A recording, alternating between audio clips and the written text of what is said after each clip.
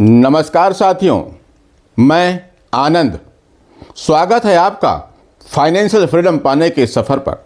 दोस्तों, हम mutual fund में इन्वेस्ट करके शेयर मार्केट से जुड़ते हैं और अपने थोड़े थोड़े पैसे को यहाँ पर जमा करके एक लंबा समय देकर एक अच्छा पैसा बनाने के लिए इन्वेस्टमेंट शुरू करते हैं।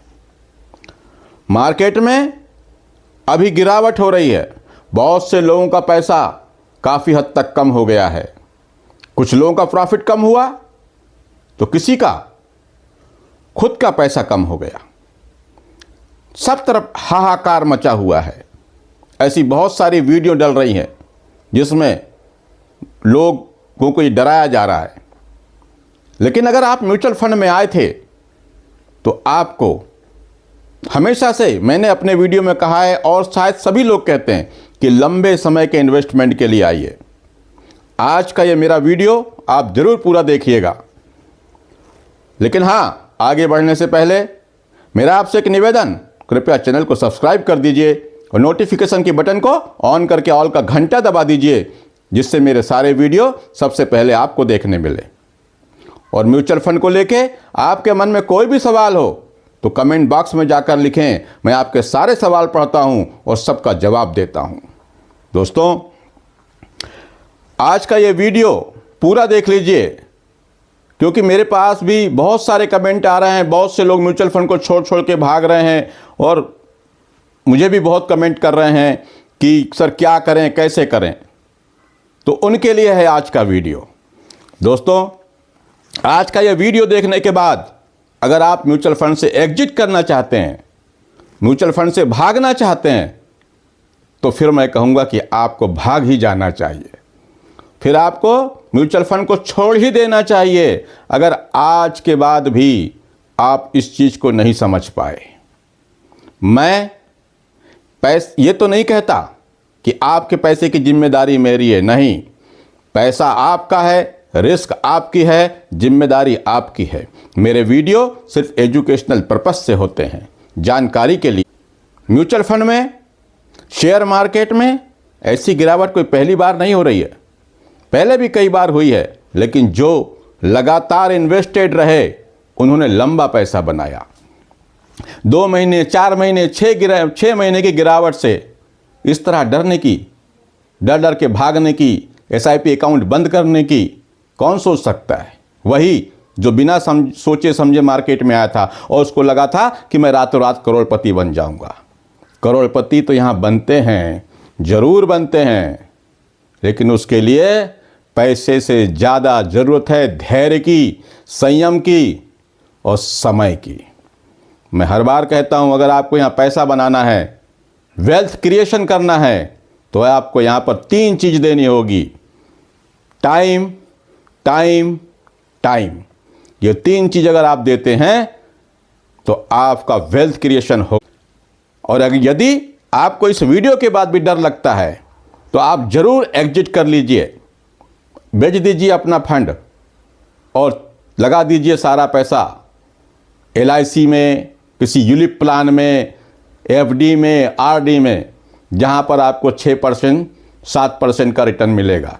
और उसको देख के खुश होते रहिए कि 7% मिल रहा है, मतलब 1,70,000 हो जाएंगे प्लस, बस हो गया। अरे इतना पैसा तो आपका जो महंगाई है ना, इन्फ्लेशन है, उसी में ख़त्म हो जाएगा। आप सिर्फ आज का सोच रहे हैं। इस वीडियो में मैं आपको पिछले परफॉर्मेंस की बात बताऊंगा, क्योंकि आने वाला तो बता नहीं सकते, पिछला ही बताया जा सकता है। और मैं आज एक फंड की बात कर रहा हूं।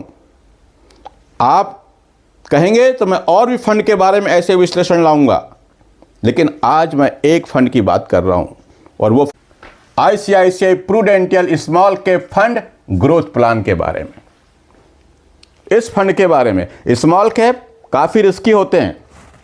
मेरे पास ऐसे भी कमेंट आते हैं, तो मैं उनसे ये कहूँगा कि देख लिए, अगर आपकी रिस्क लेने की क्षमता कम है तो आप स्मॉल कैप फंड में अपना पैसा बहुत कम लगाएं। आपकी उम्र 50, 55, 60 के आसपास हो गई है, 50 के ऊपर हो गई है, तो आप large cap, mid cap, flexi cap ऐसे फंड में लगाएं। रिटायरमेंट हो गया है, रिटायरमेंट की उम्र है, तो आपको अपना पैसा, कुछ पैसा डेट फंड में जरूर रखना चाहिए, कुछ बैंक की एफडी में रखना चाहिए। चलिए आगे बढ़ते हैं। वीडियो को पूरा देखिएगा और वीडियो को लाइक और शेयर जरूर करें। वैसे ऐसे वीडियो में लाइक व्यूज़ कम आते हैं। वीडियो में लाइक्स व्यूज़ कहाँ आते हैं? जहाँ पे डराने वाली बात की जाए। पर चलिए, आपको पसंद आए तो जरूर कीजिएगा। चलिए आगे बढ़ते हैं। ICICI prudential small cap fund growth plan के बारे में। ये स्मॉल कैप का इक्विटी फंड है, टोटल इक्विटी फंड, जो काफ़ी रिस्की माना जाता है। शेयर में पैसा लगता है, स्टॉक में पैसा लगता है। ये फंड लॉन्च हुआ था 1 अक्टूबर 2007 को। 1 अक्टूबर 2007 से बात कर रहे हैं हम। ये फंड 2007 में चालू हुआ था और 2007 से लेकर के बहुत सारी गिरावटें हुई मार्केट में, बुरी तरीके से मार्केट गिरा।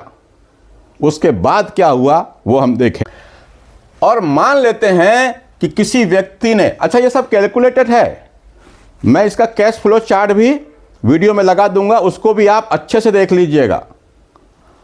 अगले वीडियो में मैं और दूसरे फंड के बारे में बताऊंगा, लेकिन आज मैं इस फंड की बात करता हूं। मान लीजिए 18 अक्टूबर 2007 को किसी व्यक्ति ने इस फंड में अपने 1 लाख रुपए एक साथ इन्वेस्ट किए थे और इस जो फंड है इसका AUM, मार्केट कैपिटल जो है आज की स्थिति में 8,257 करोड़ रुपए लोगों के इस फंड में लगे हुए हैं। यह एक स्मॉल कैप फंड है और इसका बेंचमार्क है स्मॉल कैप 250 TRI। ये इसका इंडेक्स फंड है। अब इस फंड के परफॉर्मेंस की बात करते हैं।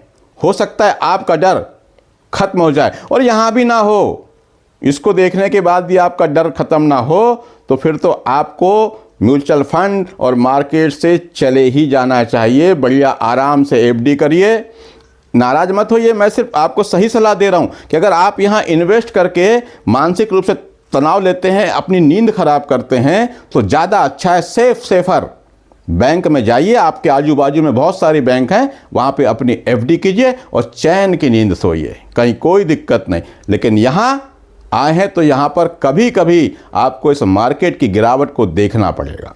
चलिए इस फंड के बारे में बात करते हैं। मान लेते हैं किसी व्यक्ति ने, मान लेते हैं 18 अक्टूबर 2007 को 1 लाख रुपए इन्वेस्ट किया था 10वें महीने 2007 में। तो वहीं देखिए 11वां महीना 2007 में इस 1 लाख की वैल्यू हो गई 1,03,000 रुपए। वहीं 12वां महीना 2007 में ये फंड गिर करके हो गया 1,02,000 रुपए। यानी यहां पर 2,000 रुपए का प्रॉफिट, यहां 3 का प्रॉफिट हो रहा था, यहां 2,000 का हो गया। लेकिन वहीं फिर देखिए जब मार्केट में 2008 का क्रैश आया, मार्केट बुरी तरह से क्रैश हुआ, तब क्या हुआ? तो 1 लाख रुपए के फरवरी 2008 में हो गए 94,600 रुपए, और फिर मार्च 2008 में ये 1 लाख के हो गए 83,100 रुपए, 16.91, यानी 17% माइनस हो गया खुद का पैसा। उसके बाद अप्रैल 2008 ये फंड थोड़ा सा बढ़ा और 93,300 रुपये इसकी वैल्यू हो गई। फिर 18/9/2008 को फिर गिरा और इसकी वैल्यू हो गई 73,700 रुपये। फिर उसके बाद ये गिरावट और चलती रही 2008 में, तो दिसंबर 2008 में इस फंड की 1 लाख की वैल्यू बची 53,800 रुपये, यानी -46 पॉइंट का रिटर्न। 46% पैसा यहां पर गिर गया, इन्वेस्टर का कम हो गया।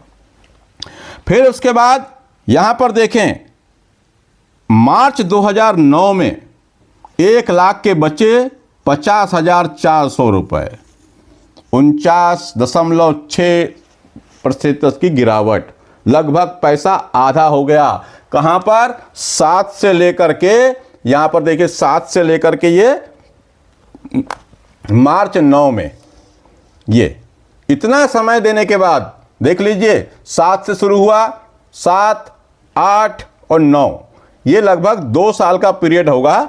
तो इस 2 साल में इस इन्वेस्टर का पैसा आधा हो गया। अब हो सकता है उस व्यक्ति ने डर के मारे यहीं कहीं अपना फंड बेच दिया हो, एग्जिट कर लिया म्यूचुअल फंड से, तो घाटे में निकल गया और फिर चैन की नींद सो गया। कोई दिक्कत नहीं, अच्छी बात है। सबसे बड़ी बात है सुख शांति और चैन बना रहना चाहिए।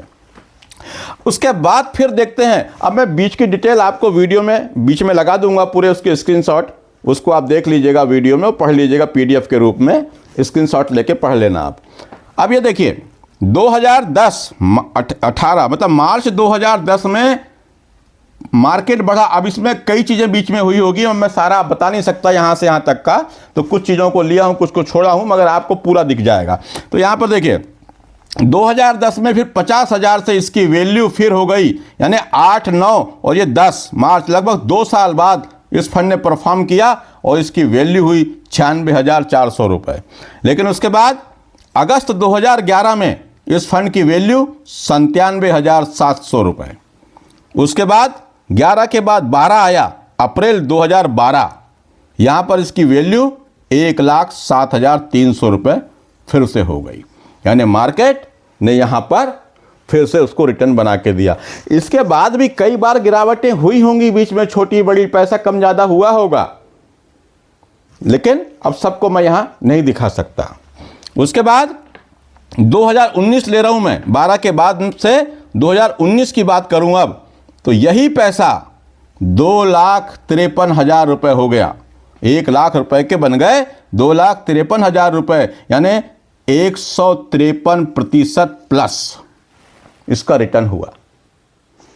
कोई अगर यहां भाग गया था, या तो अपना बिना घाटे के बेच के भाग, अब बिना घाटे के तो भागा ही नहीं होगा, बीच में से कोई एग्जिट तो किया ही नहीं होगा, कहीं ना कहीं घाटे पे ही बेचा होगा। लेकिन जो बना रहा तो उसको यहां पर 1,07,000 और ये यहां पर 19 में देखिए आप 2,53,000 रुपये बन गए।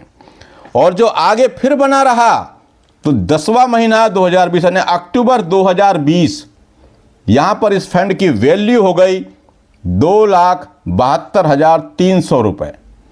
यहां पर 172% का रिटर्न टोटल में। और उसके बाद फिर आप देखेंगे यहां पर 272 हो गई। फिर यहां पर अभी आप देखेंगे 18/9/2024, सितंबर 2024 को इस फंड की वैल्यू थी 9,20,900 रुपये। 820% का रिटर्न। और उसके बाद ये कब देख रहे हैं आप, सितंबर 2024, और सितंबर के बाद अब ये 3-4 महीने, यहां पर फिर गिरावट हुई और अब इसकी वैल्यू बची है 8,14,200 रुपये। 9,20,000 से अब हो गए हैं 8,14,000, लगभग 1 लाख रुपए इस 6 महीने में इस फंड से इस वैल्यू कम हो गई इसकी। इससे हमको क्या समझ में आता है कि म्यूचुअल फंड में लंबे समय आप बने रहेंगे और आपके पास अच्छा फंड है, अलग अलग एएमसी के फंड हैं, डाइवर्सिफाइड पोर्टफोलियो है, तो आपको रिटर्न बनेगा। और अभी भी मेरे किसी भी पोर्टफोलियो में, म्यूचुअल फंड के पोर्टफोलियो में अभी भी माइनस नहीं है। मैंने जैसे बताया मेरे 5 म्यूचुअल फंड पोर्टफोलियो हैं, सब अभी भी हरे निशान पर है। हाँ, उनका प्रॉफिट जो था वो कम जरूर हुआ, लेकिन अभी भी किसी भी पोर्टफोलियो में मुझे नुकसान नहीं है। हाँ, स्टॉक मार्केट में अब वहाँ पर भी यह है कि जिसमें मुझे अच्छा प्रॉफिट दिख जाता है मैं उसे बेच देता हूँ, लेकिन जो शेयर, जो स्टॉक मेरे पास अभी पड़े हुए हैं उनमें मुझे नुकसान दिख रहा है। स्टॉक मार्केट के मेरे 2 पोर्टफोलियो हैं, उसमें मुझे नुकसान है, किसी में 60,000 का, किसी में 65-70,000 का है, वो है।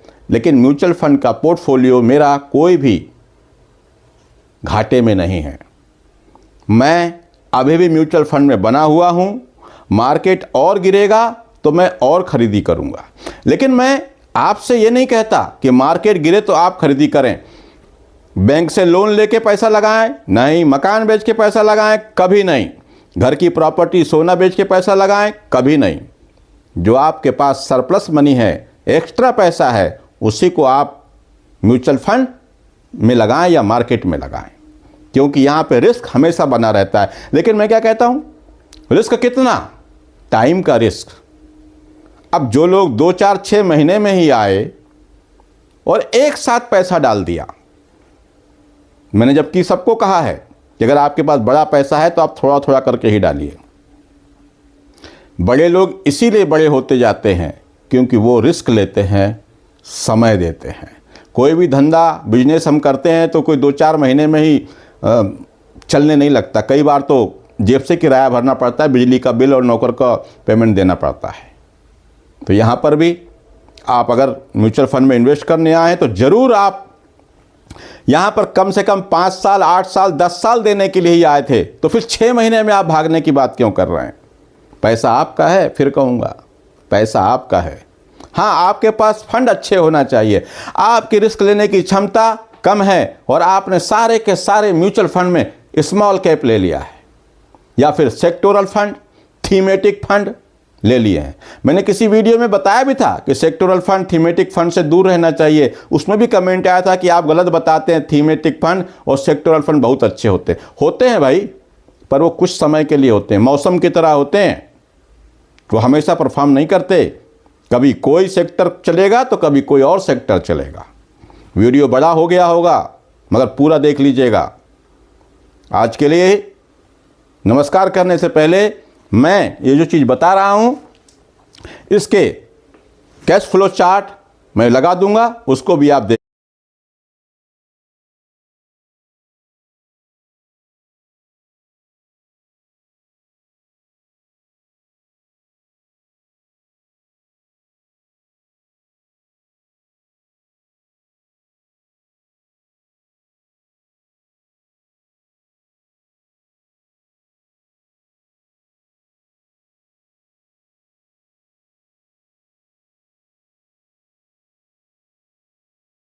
तो देख लिया साथियों, आपने वो चार्ट भी देख लिया, कैश फ्लो चार्ट। अब अगर आपको अभी भी डर लगता है तो यकीन मानिए आपको म्यूचुअल फंड से रिडीम कर लेना चाहिए, एग्जिट हो जाना चाहिए। ऐसा मैं इसलिए कह रहा हूँ कि मानसिक तनाव बिल्कुल ना लें, उससे घर में, परिवार में तनाव का माहौल होता है, बच्चे भी परेशान होते हैं। तो तनाव मत लीजिए, आराम से रिडीम कीजिए, एग्जिट कीजिए, पैसे को अपने बाजू वाली बैंक में रखिए और वो 6-7% जो रिटर्न मिलता है उसको पाकर चैन से सोइए। आज के लिए इतना ही, मगर वीडियो को लाइक कर दीजिए, चैनल को सब्सक्राइब कर दीजिए और हाँ, म्यूचुअल फंड को लेके आपके मन में कोई भी सवाल हो तो कमेंट बॉक्स में जाकर लिखें। मैं आपके सारे सवाल पढ़ता हूँ और सबका जवाब देता हूँ। आज के लिए इतना ही। नमस्कार, जय हिंद, जय भारत।